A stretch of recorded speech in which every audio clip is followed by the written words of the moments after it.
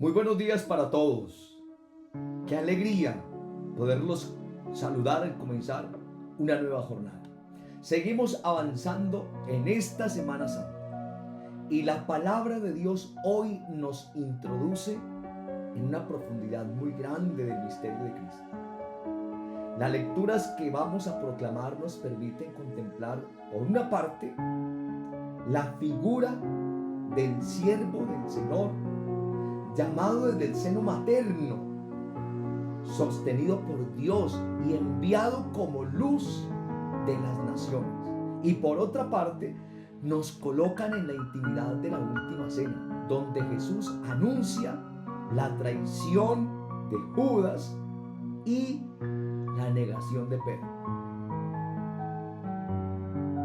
La liturgia de hoy une dos grandes líneas teológicas. La primera, la misión del siervo, Jesús, que no se encierra en Israel, sino que se abre a la universalidad de la salvación. La segunda, la fidelidad de Cristo en medio de la infidelidad humana. Es decir, hoy contemplamos al enviado del Padre, cuya misión no fracasa aunque el corazón humano se rompa por dentro. Y esto es decisivo, porque la salvación no descansa en la perfección de los discípulos, sino en la fidelidad del Hijo obediente. Escuchemos entonces esta primera lectura. Lectura del profeta Isaías. Escúchenme, islas, atiendan, pueblos lejanos.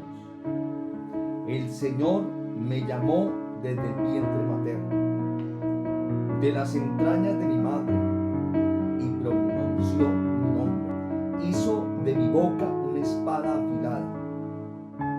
Me escondió en la sombra de su mano. Me hizo flecha bruñida. Me guardó en su aljaba y me dijo: tú eres mi siervo, Israel. Por medio de ti me glorificaré. Y yo pensaba: en vano me he cansado, en viento y en nada he gastado mis fuerzas. En realidad el Señor defendía mi causa. Mi recompensa la custodiaba Dios. Y ahora dice el Señor, el que me formó desde el vientre como siervo suyo, para que le devolviese a Jacob, para que le reuniese a Israel. He sido glorificado a los ojos de Dios. Y mi Dios era mi fuerza. Es poco que seas mi siervo, para restablecer las tribus de Jacob y traer de vuelta a los supervivientes de Israel. Te hago luz de las naciones, para que mi salvación alcance hasta el confín de la tierra. Palabra de Dios. Te alabamos, Señor. La primera lectura tomada del libro de Isaías pertenece a los llamados cánticos del siervo del Señor. Estos textos ocupan un lugar central en la teología bíblica porque presentan una figura misteriosa, elegida y enviada por Dios, cuya existencia está completamente orientada al cumplimiento de una misión sagrada. La tradición cristiana no ha leído estos cánticos a la luz de Cristo, y con razón, porque en ellos aparece ya esbozado de manera profética el misterio del Mesías obediente, humillado y universalmente fecundo. Mire, queridos hermanos, el texto comienza con una solemnidad que no debemos dejar pasar por alto. Escúchenme, islas, atiendan, pueblos lejanos. La palabra del siervo no se dirige solo a un grupo reducido. Desde el inicio hay una apertura universal porque la salvación es universal. El horizonte no es meramente local. La misión del siervo de Jesús tiene resonancia para los pueblos lejanos. Y ya desde este primer versículo se insinúa que la obra de Dios va más allá de las fronteras visibles de Israel. Luego, el siervo dice: el Señor me llamó desde el vientre materno, de las entrañas de mi madre, y pronunció mi nombre. Esta afirmación no es solo una bella imagen vocacional, es una declaración teológica. La misión del siervo no nace de una decisión tardía ni de una iniciativa humana, es anterior. Su conciencia explícita es anterior a su conciencia explícita. Está inscrita en el designio de Dios desde el origen. El llamado desde el vientre expresa elección, pertenencia y consagración. A la luz de Cristo, esto se vuelve luminoso. Jesús no aparece como un personaje improvisado dentro de la historia, sino como el enviado del Padre. Y esto es muy importante que lo tengamos claro. Aquel cuya misión está enraizada en el querer eterno de Dios. Su vida terrena es manifestación histórica de una obediencia que tiene origen en la comunión eterna con el Padre. Y también aquí hay una verdad antropológica y espiritual de gran peso. La vida humana no es casualidad pura. Tú no eres una casualidad. Tú estás pensado por Dios. En el misterio de Dios, el hombre es pensado, llamado, orientado. La vocación precede muchas veces a la plena comprensión subjetiva que tenemos de ella. Aquí empiezo a decir muchas cosas con respecto y en respuestas con respecto a tantos interrogantes. Después el siervo emplea dos imágenes de enorme densidad. Hizo de mi boca una espada afilada y me hizo flecha bruñida. Me guardó en su aljaba. La primera imagen, ¿a qué se refiere? A la eficacia de la palabra. Y la segunda, a la precisión de la misión. La boca del siervo no es una boca vacía ni decorativa. Su palabra tiene fuerza, tiene poder. Basta que lo digas de palabra y mi criado quedará sano. La espada afilada evoca el carácter penetrante de la palabra de Dios. Espada afilada entra hasta lo más profundo, capaz de discernir, separar, juzgar, revelar. Flecha bruñida habla de una acción orientada, preparada, dirigida con exactitud, que da directamente al blanco. En Cristo esto alcanza plenitud. Él no solo comunica palabra de Dios, Él mismo es la palabra. Su enseñanza corta, discierne, desenmascara, consuela, juzga. La boca de Cristo es espada afilada porque revela la verdad de Dios y la verdad del hombre. Por eso es espada afilada. Al mismo tiempo su misión no es tardía. Está guardando en la aljaba de Dios, es decir, pertenece enteramente al designio del Padre y sale hacia la historia en el momento querido por Dios. Pero enseguida aparece una tensión profunda, humana y teológicamente valiosa. En vano me he cansado, en viento y en nada he gastado mis fuerzas. ¿Acaso eso no es lo que en muchas ocasiones nosotros decimos? A veces no es incluso lo que el mal nos hace que nos resuene en nuestros oídos. En vano me he cansado, usted no sirve para nada. Usted, todo lo que ha hecho, todo lo ha hecho mal. Usted no ha sido capaz de poder seguir. Usted no va a poder seguir. ¿Cuántos hemos pensado y en nada he gastado mis fuerzas? Y mírenme los que han tenido que pasar por una situación bastante difícil, a imagen incluso del hijo Bueno, del hijo pródigo, por supuesto, pero también del buen samaritano. Usted siendo buen samaritano con alguien, y pueda que hoy usted esté siendo buen samaritano con alguien y el mal le esté diciendo, usted está perdiendo el tiempo. Incluso hasta los de la casa dicen, y usted renunció a ese trabajo, y renunció a ese trabajo, pero ¿para qué? Y mire, en nada he gastado mis fuerzas. Y parece como si eso rondara y claro que hace efecto, y claro que nos hace daño, y claro que eso hace mella. Pero mira cómo el Señor hoy nos está hablando directamente a nosotros.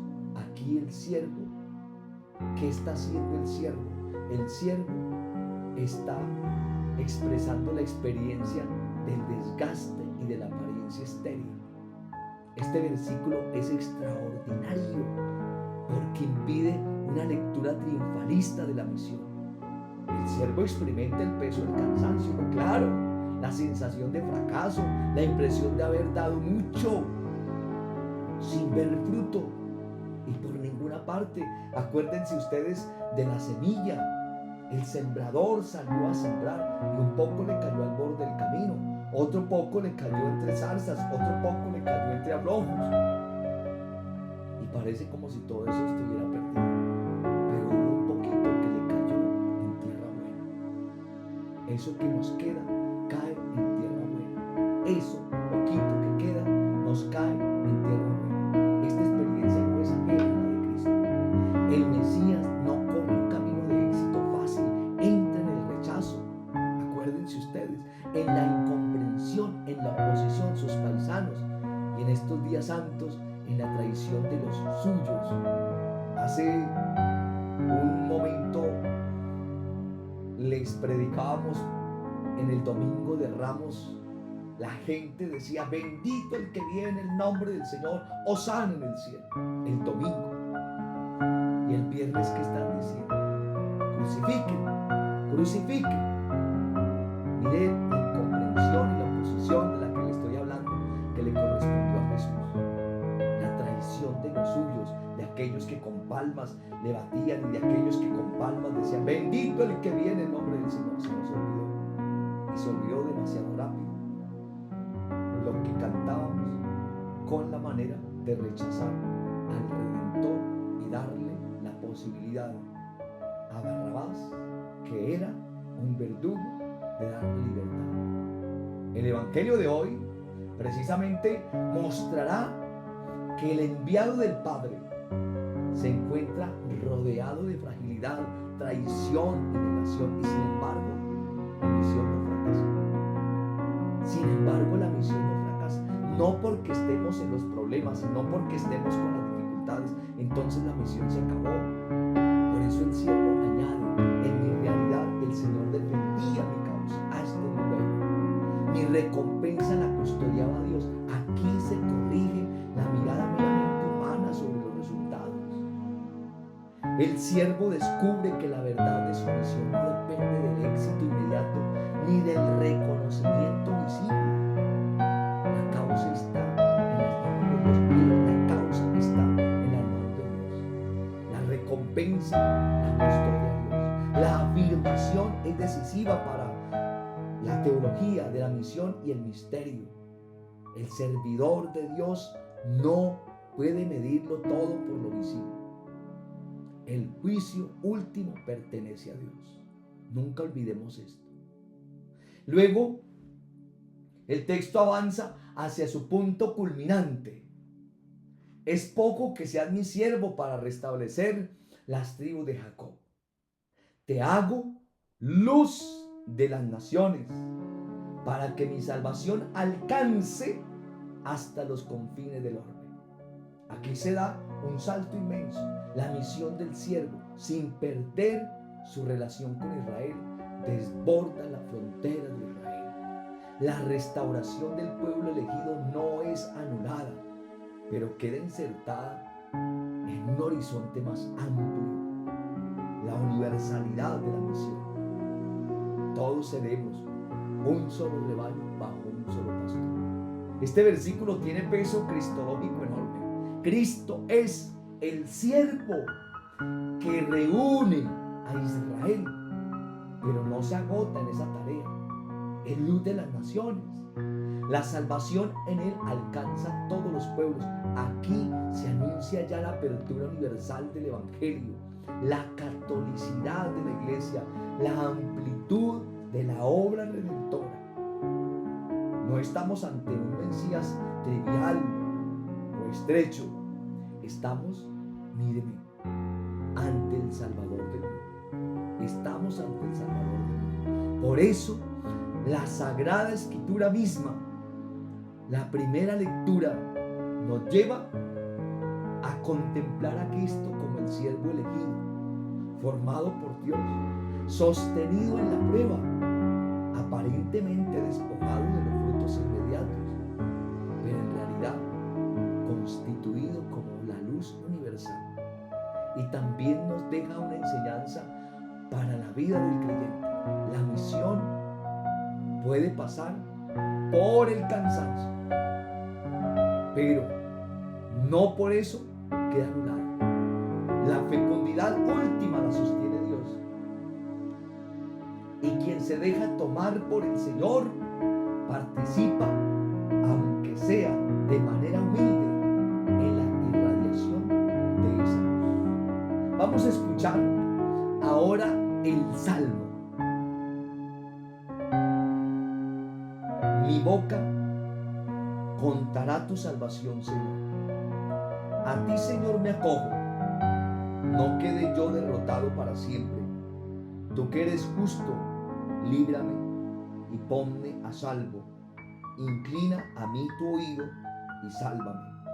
Mi boca contará tu salvación, Señor. Sé tú mi roca de refugio, el alcázar donde me salvo. Porque mi peña y mi alcázar eres tú. Dios mío, líbrame de la mano perversa. Mi boca contará tu salvación, Señor. Porque tú, Señor, fuiste mi esperanza y mi confianza, Señor, desde mi juventud. En el vientre materno yo me apoyaba en ti, en el seno tú me sostenías. Mi boca contará tu auxilio, Señor. Mi boca contará tu auxilio y todo el día tu salvación. Dios mío, me instruiste desde mi juventud y hasta hoy relato tus maravillas. Mi boca contará tu auxilio, Señor. El Salmo 70 recoge muy bien la experiencia del siervo y la convierte en una oración. Aquí aparece la voz del justo que se acoge radicalmente a Dios y reconoce en Él su única seguridad. La respuesta resume muy bien el centro. Mi boca contará tu salvación, Señor. Lo primero que sobresale es la actitud fundamental del orante. A ti, Señor, me acojo. Esa es expresión que tiene densidad espiritual enorme. Acogerse al Señor significa hacer de Él refugio, apoyo, roca, fundamento. La Sagrada Escritura, la teología bíblica, sabe que el hombre no se sostiene por sí solo. Necesita un lugar donde apoyarse, una roca que no se mueva, un alcázar que no se derrumbe. Y ese refugio no es una idea.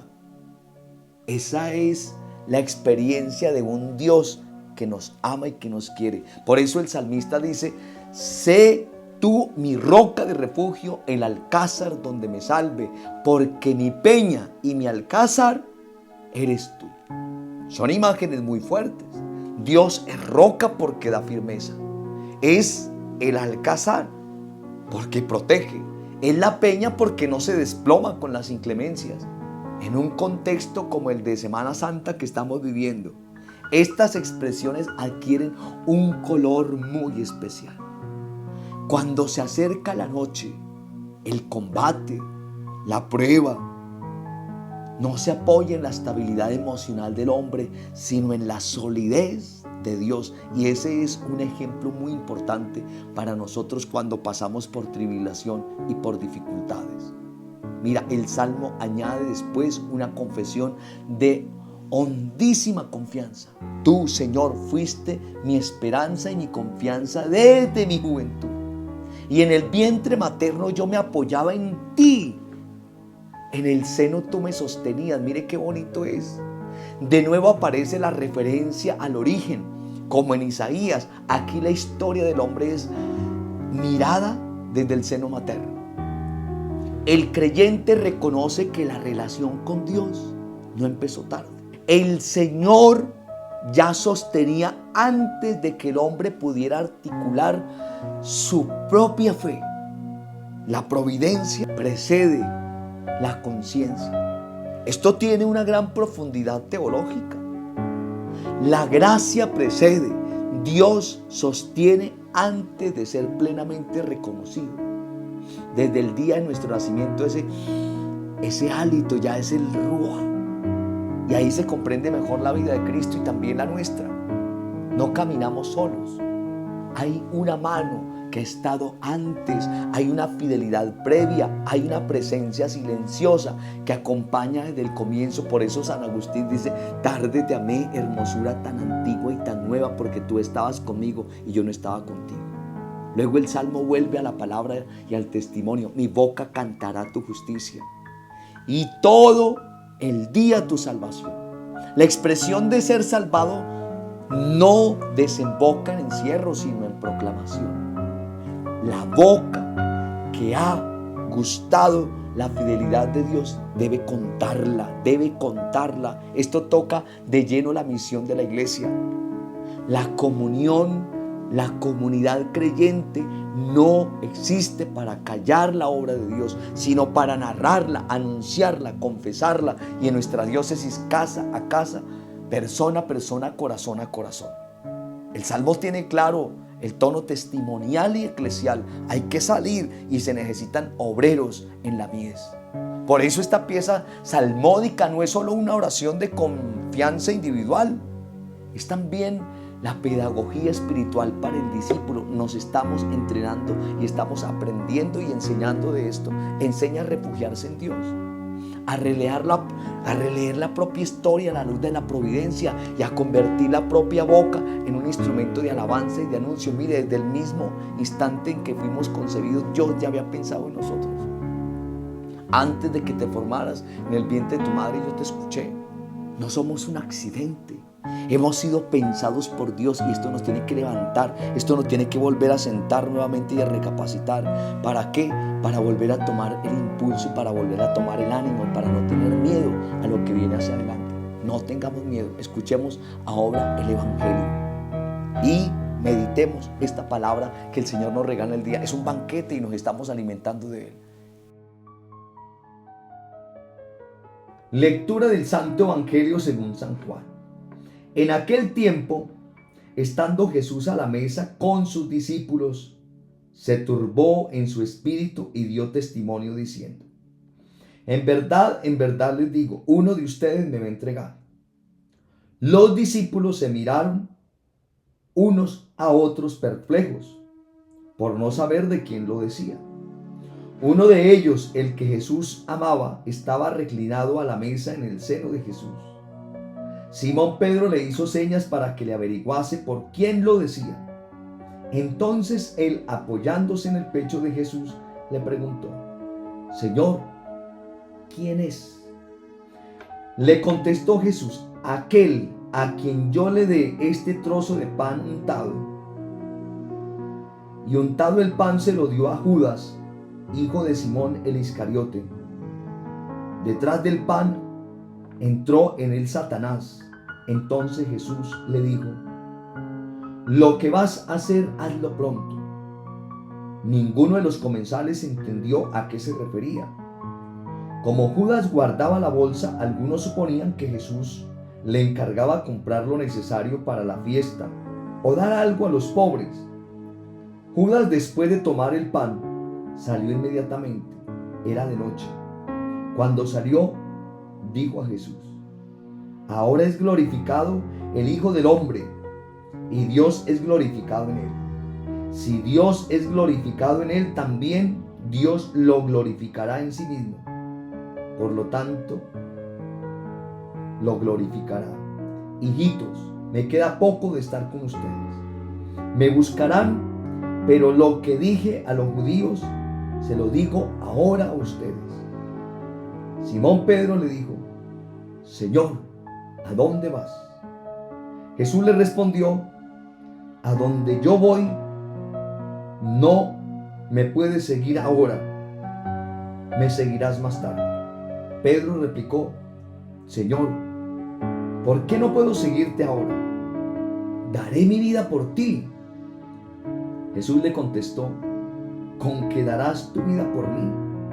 En verdad te digo, no cantará el gallo antes de que me hayas negado 3 veces. Palabra del Señor. Gloria a ti, Señor Jesús. El Evangelio de hoy nos instruye en la intimidad dramática de la última cena según San Juan. Y el tono con el que empieza ya es de enorme gravedad, estando Jesús a la mesa con sus discípulos, no es con ningún extraño, con sus discípulos, se turbó en su espíritu. Esa expresión es muy significativa. Jesús no aparece como un ser impasible ante lo que se avecina. Su espíritu está turbado. La pasión no es un teatro, es una situación compleja. El Señor entra verdaderamente en la hondura del dolor humano. La traición no le resbala, le afecta. La vive por dentro. Hay gente que dice: a mí ya ni me inmuto. ¿Cómo que no se inmuta? Eso nos toca. Aquí se percibe ya la cristología profunda. El Hijo eterno, hecho hombre, no se presenta artificialmente ante el sufrimiento. Lo asume de verdad. La humanidad no es aparente. Hay tribulación real, dolor real, conciencia real de una situación que está a punto de acercarse. Y precisamente de esa humanidad atravesada por el dolor va a manifestarse la obediencia gloriosa al Hijo. Mire cómo Él es obediente hasta el final. Entonces Jesús da testimonio: uno de ustedes me va a entregar. Yo hubiera perdido la paz. Qué palabra tan tremenda, tan significativa. La herida no viene solo de fuera, viene de dentro, del círculo íntimo. Uno de los suyos, uno que ha comido con él, uno que ha caminado con él. El drama de la pasión empieza revelando que el pecado puede habitar incluso la cercanía exterior con Jesús. Se puede estar a la mesa y sin embargo tener el corazón lejos. Estar a la mesa con los nuestros. Estar a la mesa con los que son de nuestra sangre y nuestro corazón lejos. Porque nos embotamos en otras cosas y no reconocemos lo valioso, lo que hay verdaderamente de importante en aquellos que verdaderamente uno tiene que amar, que uno tiene que respaldar y por quienes también tiene que meter las manos al fuego. Aquí hay mucho por decir y aquí verdaderamente nos haríamos un interrogante: ¿dónde está mi corazón? ¿Dónde está mi pensamiento? ¿Dónde? Aquí los discípulos quedan perplejos ante este acontecimiento y aparece una figura luminosa en medio de la oscuridad, porque siempre en medio de una oscuridad hay luz. El discípulo amado reclinado sobre el pecho de Jesús. Este detalle del Evangelio según San Juan no es solo afectivo, tiene una profundidad espiritual y eclesial enorme. Esto no aparece en el Evangelio así porque así. El discípulo amado representa la intimidad fiel, la cercanía contemplativa, el conocimiento que nace totalmente del amor. Este discípulo no se inmuta. Este discípulo, cuando Jesús pronuncia esas palabras, no se siente tocado absolutamente por nada. ¿Por qué? Porque Él ama de verdad.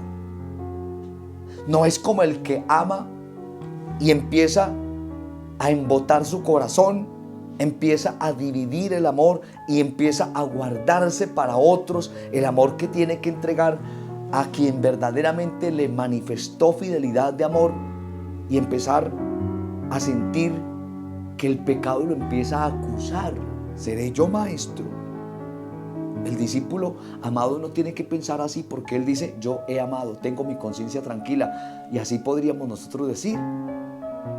Aquí este texto es maravilloso. Solo desde la cercanía al corazón de Cristo se puede comprender el misterio que está ocurriendo. De lo contrario, no es tan fácil. La iglesia, para interpretar adecuadamente a Jesús, no puede hacerlo desde la distancia, sino desde la comunión amorosa con Él. Y estamos llamados, como Juan, a estar en semejante cercanía para no tener nada de ambigüedad en nuestro modo de actuar. Jesús identifica al traidor mediante el bocado.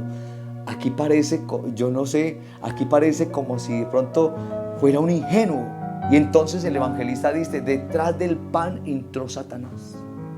Aquí el texto toca una hondura inquietante del misterio del mal. Y acuérdense ustedes que las tentaciones de Jesús, la primera fue: convierta estas piedras en panes. Dice: detrás del pan venía Satanás. Y no estoy diciendo que el pan sea malo, claro que no, sino cómo este discípulo permitió la acción del mal. Permitió, y como la permitió, detrás de una bendición tan grande, detrás de un acontecimiento maravilloso al que se podía abrir, le dio paso no a la bendición, sino a aquel que le iba a arrebatar su vida. La traición no solo es debilidad psicológica o un error estratégico. Hay una apertura del corazón a una lógica oscura y opuesta a Dios. Judas se ha ido configurando interiormente en esa noche. No se trata de un instante aislado, eso no fue de la noche a la mañana, sino de un proceso de endurecimiento, y nos podemos volver duros poco a poco, y el resultado de hoy es seguramente algo que yo he venido elaborando desde hace mucho tiempo. Y esto es muy importante teológicamente y también pastoralmente. El pecado grave no suele surgir sin camino previo. Hay pequeñas infidelidades toleradas, dobleces no corregidas, amor enfriado, resistencias acumuladas. El corazón se va disponiendo a la noche. Judas es trágico precisamente porque estuvo muy cerca de la luz y sin embargo se abrió a la oscuridad. Yo creo que hemos escuchado: la buena vida cansa y la mala mansa. Y entonces San Juan anota una frase brevísima y devastadora: Judas salió inmediatamente. Era de noche. Eligió la noche. Aquí la noche tiene un sentido narrativo, pero también simbólico y teológico. En el cuarto evangelio, la noche representa el ámbito de la incredulidad, del rechazo, de la oscuridad moral y espiritual. Judas sale de la mesa, y salir de la mesa es salir de la comunión, y entra en la noche. Es la imagen de un corazón que abandona la luz. Que si también nosotros estamos abandonando la luz. Pero paradójicamente es precisamente cuando Judas sale que Jesús dice: ahora es glorificado el Hijo del Hombre. Y Dios es glorificado en él. Esto es extraordinario. La glorificación comienza justamente en la hora en que el mal parece ganar terreno. Aquí se concentra una de las instituciones más altas del Evangelio de Juan. La cruz no es el fracaso de la gloria, sino la manifestación. La gloria del Hijo no aparece al margen de la entrega, sino en ella. La obediencia amorosa del Hijo hasta el extremo es el lugar donde Dios se revela plenamente. Entonces esto corrige profundamente nuestras categorías. Humanamente, uno pensaría que la traición, la negación y la pasión significan derrota. Pero en la lógica de Dios, la entrega obediente del Hijo es glorificación. No porque el mal sea bueno, sino porque el amor obediente es más fuerte que el mal. La cruz será el lugar donde se revele simultáneamente la verdad del pecado y la sobreabundancia del amor de Dios. Mire cómo después de esta escena aparece Pedro. Y aquí el Evangelio nos muestra otra forma de fragilidad. Judas endurece el corazón. Pedro ama sinceramente, pero se sobreestima. Dice, daré mi vida por ti. Palabras que no habla de la hipocresía de Judas, sino de un afecto real, pero todavía no purificado del todo. Hay amor, sí, pero también hay un reconocimiento insuficiente de sí mismo. Pedro cree poder seguir a Jesús inmediatamente, pero todavía no ha pasado por la prueba de la propia debilidad. Las zorras tienen, los pájaros tienen nido y las zorras madrigueras, pero el Hijo del Hombre no tiene donde recostar la cabeza. Jesús le responde con realismo doloroso. No cantará el gallo antes que me hayas negado 3 veces. Aquí se revela la distancia entre la generosidad del impulso y la consistencia de la fidelidad aprobada. Pedro no es falso como Judas, pero aún no está preparado. Tendrá que pasar por la caída, el llanto y la restauración. Es más o menos, ya vamos a terminar. Hagamos una imagen muy importante con esto que acabo de decir. ¿Cuántos de ustedes que son papás? ¿Cuántos de ustedes que tienen la posibilidad de dar un consejo? ¿Cuántos de ustedes que se desvelan para que se pueda inculcar un principio en un ser humano? Y a medida que va pasando el tiempo, eso que usted ha dicho no ha tomado tanta fuerza, y eso a veces hasta ustedes mismos lo notan, sino que viene a tomar fuerza. ¿Hasta cuándo? Hasta cuando la realidad, hasta cuando la caída le hace a uno tomar conciencia y le hace a uno tomar en cuenta, cierto que esto fue lo que yo aprendí en la casa, esto fue lo que a mí me dijeron. Y podemos, como Pedro, sí, amamos y queremos, y gracias por lo que nos enseñan, pero hay momentos en los que tenemos que pasar por la caída y por el llanto para poder contemplar la restauración. Y esto es maravilloso en el Evangelio del día de hoy. Esto tiene un valor enorme para la antropología cristiana. El amor sincero no basta, sino está acompañado de la humildad y la vigilancia y de la gracia. El discípulo debe desconfiar de su autosuficiencia, porque a veces somos muy autosuficientes. Nos creemos que no lo sabemos todo. Por tanto, el Evangelio de hoy nos presenta 3 figuras fundamentales. Jesús, turbado pero fiel, que entra en la pasión como hijo obediente y glorifica al Padre. Judas, que sale a la noche y encarna el endurecimiento del corazón. Pedro, que ama, pero que no conoce todavía del todo y tendrá que aprender la humildad de la debilidad. Si unimos estas 3 lecturas del día de hoy, la arquitectura teológica de la liturgia de hoy es muy rica. ¿Por qué hablo de arquitectura? Porque es que es todo un compendio de cosas. Isaías nos presenta al siervo llamado desde el cero, aparentemente cansado, pero constituido por Dios como luz de las naciones. Cuando uno se cansa, no muchas veces valora lo que ha hecho y lo que Dios le ha dado. Y el Salmo convierte esa vocación y ese cansancio en oración confiada, reconociendo a Dios como roca, refugio y sostén desde el origen. Y vamos a la parte final, que es el Evangelio, que nos muestra que en la hora decisiva la misión del siervo no fracasa, aunque el entorno inmediato esté atravesado por la noche de Judas y la frialdad de Pedro. Cristo sigue adelante. La gloria del Hijo de Dios se manifiesta en la obediencia. El círculo cercano te podrá prometer 1000 cosas y podrás confiar en lo que te prometen. pero muchas cosas de las que te prometen no es verdad.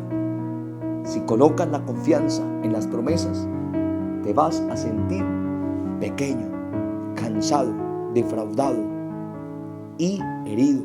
Pero si confías plenamente en Dios, entonces aunque los demás se hayan ido, tú podrás decir: Él siempre se quedó conmigo está, y yo me he sabido sostener al lado de Él y me sostendré hasta el final. Te deseo una excelente jornada.